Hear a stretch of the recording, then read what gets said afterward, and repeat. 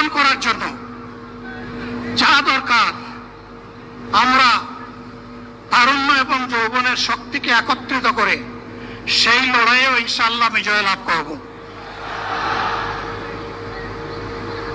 প্রিয় ভাইয়েরা, জামাতে ইসলামী যে দুর্নীতিমুক্ত সমাজ গড়বে তার প্রমাণ কি? তার প্রথম প্রমাণ হচ্ছে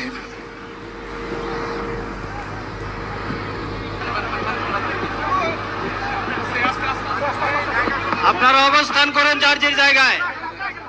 আপনাদের সব কিছু দেখার পরিবর্তন করবেন না, সবাই জায়গায় থাকেন, সবাই তার নিজ নিজ জায়গায় অবস্থান গ্রহণ করেন, সবাই তার নিজ নিজ জায়গায় অবস্থান গ্রহণ করেন। আপনারা নিজ নিজ জায়গায় থাকুন, প্রয়োজনীয় দিক নির্দেশনা দেওয়া হবে। আপনাদের উত্তেজিত উদ্বেলিত হওয়ার কোনো কারণ নেই। মহান রাব্বুল আলামিনের একান্ত মেহেরবানিতে আমাদের প্রোগ্রাম আলহামদুলিল্লাহ, শুকরান, আলহামদুলিল্লাহ, আলহামদুলিল্লাহ কাসীরান। সম্মানিত ভাইয়েরা, আপনারা সম্মানিত ভাইয়েরা, আল্লাহ রাব্বুল আলামিনের রসুল মেহমানিতে এই গরমের মাহফিল মুহতারাম আমিরে জামাত ওখানে শেষ হয়ে যাবেন ইনশাআল্লাহ। আমি আল্লাহ তাআলার শুকরিয়া আদায় করি, আল্লাহ তাআলার শুকরিয়া আদায় করি আবার আপনাদের সামনে দাঁড়াতে পেরেছি। আমি বলেছিলাম দুর্নীতিমুক্ত বাংলাদেশ ইনশাআল্লাহ সবাইকে নিয়ে আমরা গড়ব। আমরা কথা দিচ্ছি, বাংলাদেশ জামাত ইসলামী যদি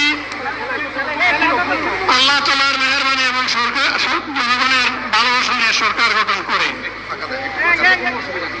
তাহলে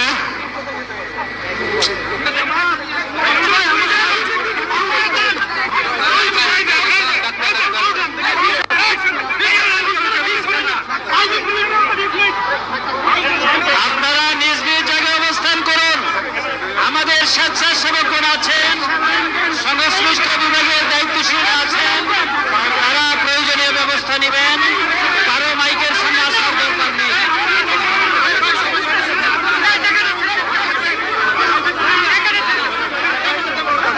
আপনারা অবস্থান করুন নিজ নিজ জায়গায়।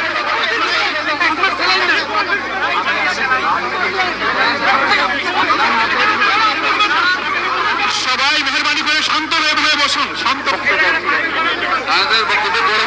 আপনারা সকলে আমিরে জামাত একটুখানি অসুস্থ হয়েছেন গরমের কারণে, কিন্তু উনি বারবারই চেষ্টা করছিলেন বক্তব্য দেওয়ার জন্য। ডাক্তাররা বলছেন ওনার বক্তব্য রাখা ঠিক হবে না। ওনার যে বক্তৃতা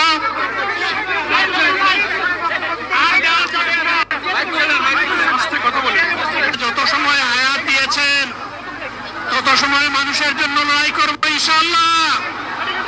এ লড়াই বন্ধ হবে না। বাংলার মানুষের মুক্তি অর্জন হওয়া পর্যন্ত আমাদের লড়াই অব্যাহত থাকবে।